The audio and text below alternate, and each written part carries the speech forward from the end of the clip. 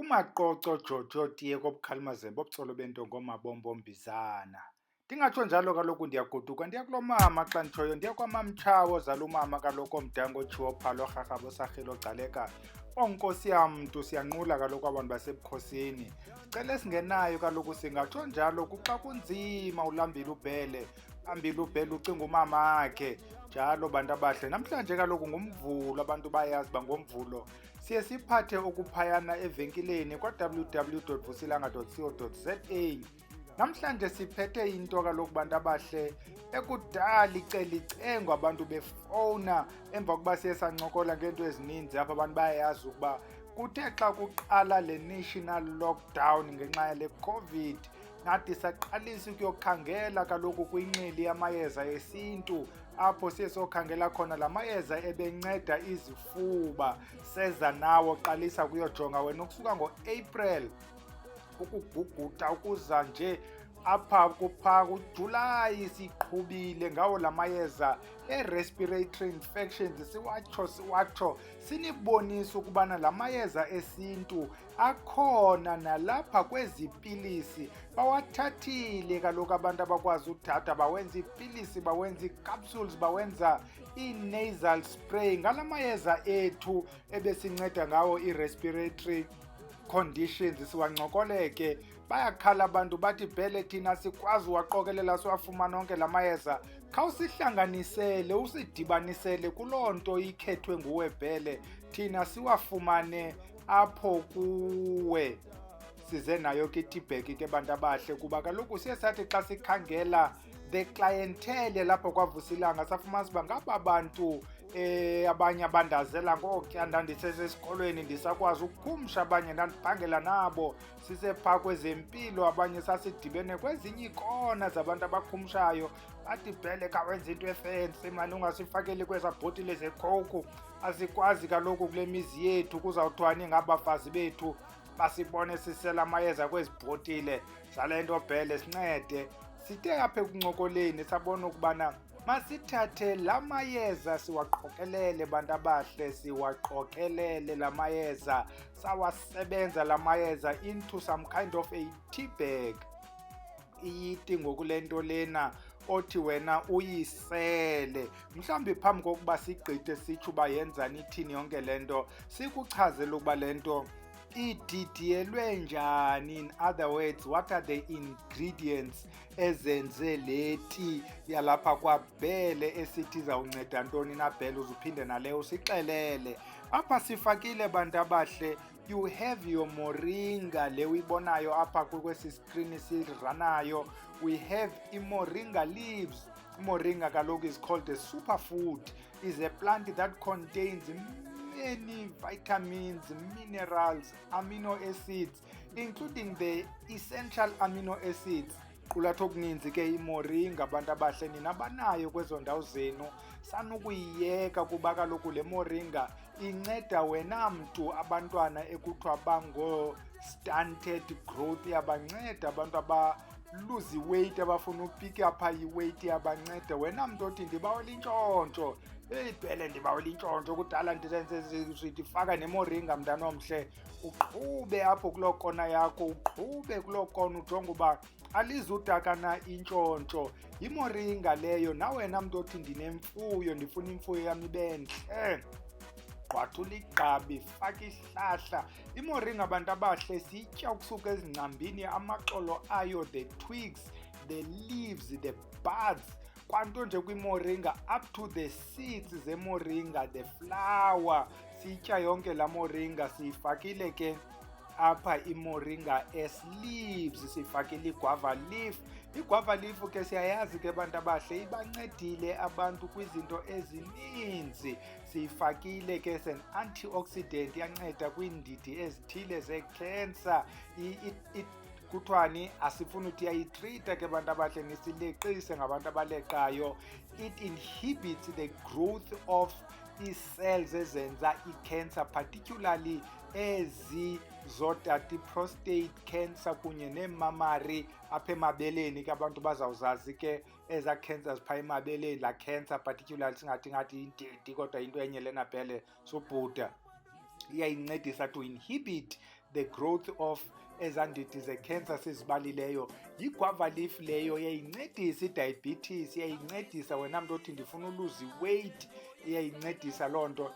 Icaution ke sifuna ukuyitsho, wena mntu uzawuthi ufumane leti yalapha ekhaya, if ukwiipilisi zeswekire, you must discuss with umntu okunika iipilisi uba ngoku ndifumene iti ene-guava leaves, ukwenzela uba kaloku bakunika indlela yokuzithesta le swekire uba ubuyakwazi okanye uyozithengela uzitheste, because itendency yokubana izawuhla kakhulu iswekire yakho, kuba kaloku iswekire lena, by the way, iswekire iqhuba indima yayo kodwa i-guava leaves ziyayithoba, while nezi nto zakho ezi-glucofage nazonke nto ze-insulin nazo ziyidropha. Ufumanisa bihle kakhulu ke ngoku besengxakini, yicontrole ngokuba ujonge iipilisi, ujonge iti, okanye ukuba akuvunywa ubuthatha iti, ujonge lena uyinikiweyo iyodwa. Sibala izinto ezikhoyo apha, iyayivula ke i-respiratory, le nto kuthiwa yiminti, siyifakile nayo kuvula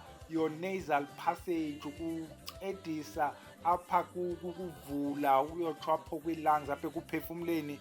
Siyifakile i-yellow dog root. I-yellow dog bayayazi ke abantu abaninzi, bayisebenzisa purely as a liver detox. It assists liver ukwenzela iliver yakho ingasebenzi overtime. Apha bantwana abahle sijongene nesifo esingasazi ncam ithile nto esi sifo.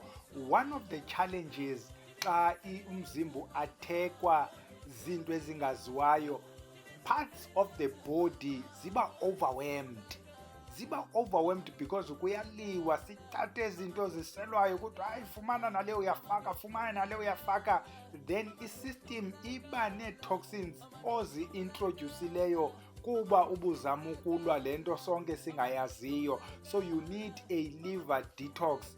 Ikhona ke, siyifakile le liver detox. Afaka ke amagqabi, esi sityalo kuthiwa ngumkhwenkwe. Wena mntu wazi umkhwenkwe ukuze ukhathatha igqabi eli xa uqalwa yinto ene-respiratory, untlantlathu uginye, uzawuyiva that tasteable licorice ezawusheka apha emqaleni.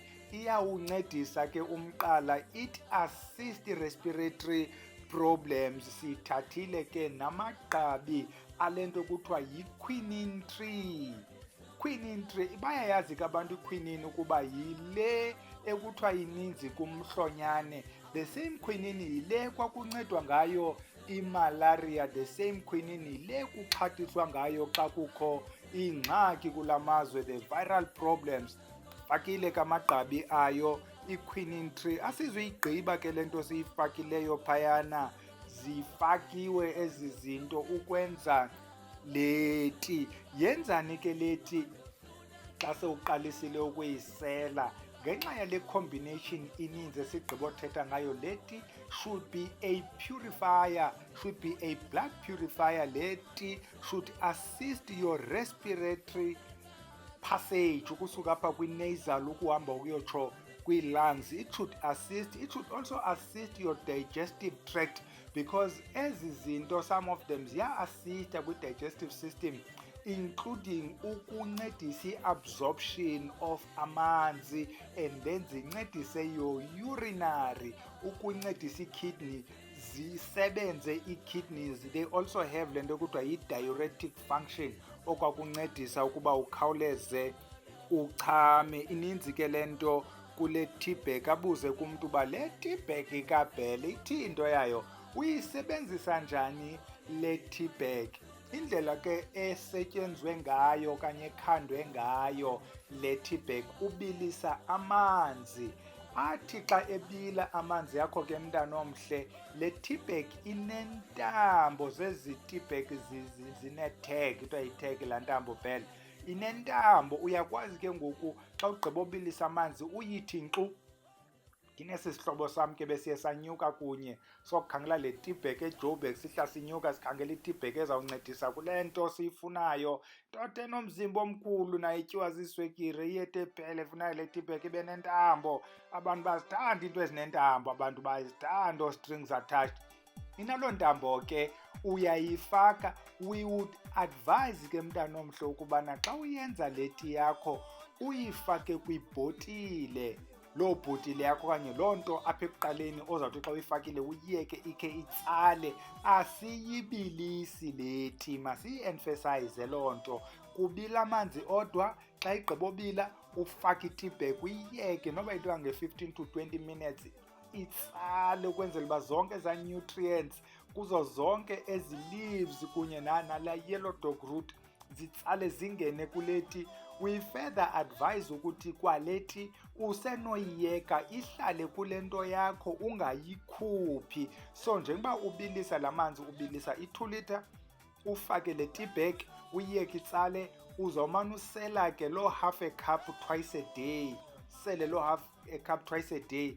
Sitshilo ke i-disadvantages zayo zokubana iyayithoba iswekire, which assist kuwo wena mntu unengxaki yeswekire oneswekire enyukoko, iyayithoba ube neswekire econtrolled ngolo hlobo ke esingazuthi because ucontrolled umntu iswekire yakhe econtrolled ayifani yomnye umntu iswekire econtrolled, but iyayithoba.